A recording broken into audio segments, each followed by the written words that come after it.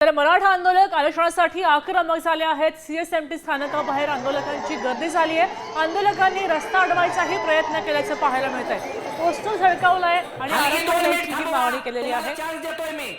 आपल्यासोबत संजय गडदे आढावा घेत आहेत। संजय, काय परिस्थिती आहे? चौथ्या दिवशी कसं वातावरण आहे?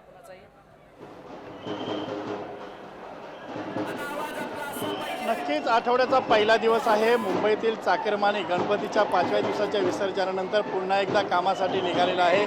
मात्र मागील 4 दिवसापासून मुंबईत मराठा समाजाला आरक्षण मिळावे या मागणीसाठी मराठा समाज मोठ्या प्रमाणात मुंबईत दाखल झालेला आहे। मराठा समाजाचे जथ्थे जे आहे ते रेल्वेने देखील मुंबई छत्रपती शिवाजी महाराज टर्मिनस स्थानकामध्ये येताना पाहायला मिळत आहे।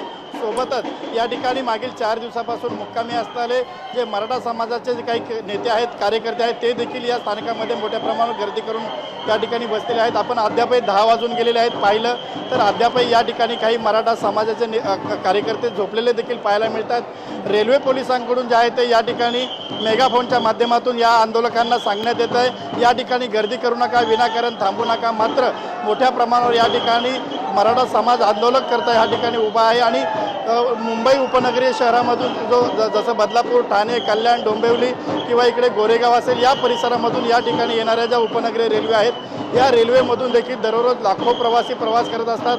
सोबतच बाजूला जे टर्मिनल आहे, टर्मिनलवर देखील एक्सप्रेस गाड्यांमधून दररोज लाखो प्रवासी या ठिकाणी प्रवास करत असतात। गणपतीचा सण आहे, सोबत मराठा समाजाचं आंदोलन आहे। मराठा आंदोलनासाठी येणारे मराठा आंदोलक आणि गणपती सणासाठी येणारे पर्यटक अशी प्रकारे या ठिकाणी गर्दी। धन्यवाद संजय सविस्तर माहितीसाठी। आता isakal.com आहे देशातील नंबर 1 ची मराठी न्यूज वेबसाईट। प्रत्येक अपडेटसाठी isakal.com ला नक्की भेट द्या।